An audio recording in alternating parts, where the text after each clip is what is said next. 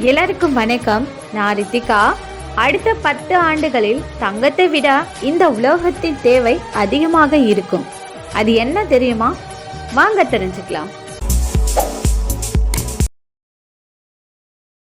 இந்தியாவின் வளர்ந்து வரும் பொருளாதார வளர்ச்சிகளுக்கு நடுவே உலோகங்களின் தேவையும் நாளுக்கு நாள் அதிகரித்து கொண்டேதான் வருகிறது. உலோகம் என்றாலே இந்தியாவில் அதிக பேர் தங்கம் தான் பயன்படுத்துகிறது என்று நினைப்பார்கள். ஆனால் அவர்கள் கணிப்பு தவறான ஒன்றாகும். அடுத்த 10 ஆண்டுகளில் இந்த உலோகத்தின் தேவை தங்கத்தை விட அதிகமாக இருக்கும் என்று சொல்லப்படுகிறது. இது வெள்ளி போல் காட்சியளிக்கும். இதன் விலை தங்கத்தை விட பல மடங்கு குறைவு என கூறப்படுகிறது. இந்தியாவில் பித்தளை, வெள்ளி, அலுமினியம் போன்ற உலோகங்களின் பயன்படுத்தப்படும் துத்தநாதத்தின் நுகர்வு வேகமாக அதிகரித்து வருகிறது. அடுத்த 10 ஆண்டுகளில் இந்தியாவில் துத்தநாக நுகர்வு 11 லட்சம் டன்னில் இருந்து 20 லட்சம் டன்னாக அதிகரிக்கும் என எதிர்பார்க்கப்படுவதாக சர்வதேச துத்தநாத சங்கம் தெரிவித்துள்ளது.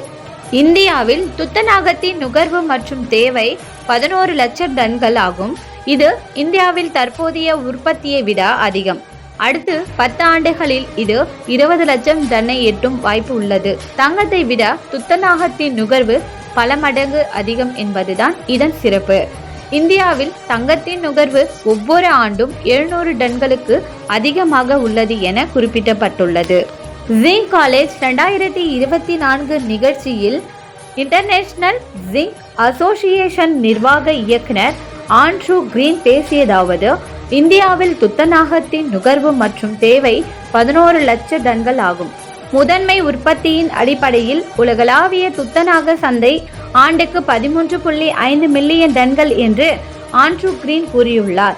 இதில் முக்கியமான விஷயம் என்னவென்றால், துத்தநாகத்தின் தனிநபர் பயன்பாடு குறித்து அதைப்படி பார்க்கும்போது உலகளாவிய சராசரியில் இது இந்தியாவில் உள்ள பயன்பாட்டை விட 4 முதல் 5 மடங்கு அதிகமாம். உலகளாவிய தரத்தை பூர்த்தி செய்ய துத்தநாகத்தின் பயன்பாட்டை அதிகரிக்க வேண்டிய பல பகுதிகள் உள்ளன என்று இன்டர்நேஷனல் ஜிங்க் அசோசியேஷன் நிர்வாக இயக்குனர் கூறியுள்ளார். உலகளாவிய ஆட்டோமேஷன் துறையில் 90 முதல் 95% கால்வனைஸ்டு ஸ்டீல் பயன்படுத்தப்படுகிறது. இந்தியாவில் எஃகு துருப்பிடிக்காமல் பாதுகாக்க துத்தநாதம் 23% மட்டுமே. கால்வனைஸ்டு ரிப்பர் தரநிலையை அமைக்க அரசாங்கத்துடன் பேசி வருவதாக தெரிவித்துள்ள கிரீன், சூரிய ஆற்றல் பயன்பாடுகளில் துத்தநாகத்திற்கான தேவை உலகளவில் 43% வளரும் என்றும் காற்றாலை ஆற்றல் துறை 2030ஆம் ஆண்டு இரட்டிப்பாகும் என்றும் தெரிவித்துள்ளனர். ஸோ இந்த பதிவு பிடிச்சிருந்ததுன்னா லைக் பண்ணுங்க, ஷேர் பண்ணுங்க அண்ட் சப்ஸ்கிரைப் பண்ணுங்க.